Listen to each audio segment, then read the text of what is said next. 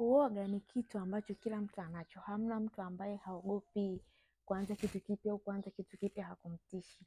Kila mtu anaogopa, lakini tofauti kati ya watu ambao wamefanikiwa na watu ambao bado hawajafanikiwa, pamoja na kwamba wana nafasi ya kufanikiwa, ni kwamba watu waliofanikiwa huaga wanachukua hatua, huwa wanafanya maamuzi, pamoja na kwamba wanaogopa kufanya hicho kitu.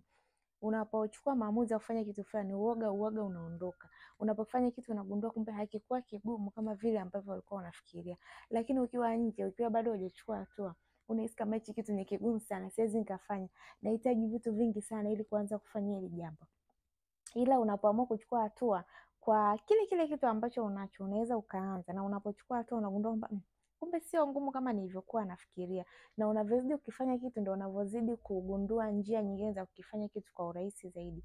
Ndivyo unavyogundua kwamba okay, hiki ninachokifanya kumbe natumia muda mrefu, naweza nikafanya njia rahisi ni hapa, naweza nikafanya hivi ikae hiki hapa.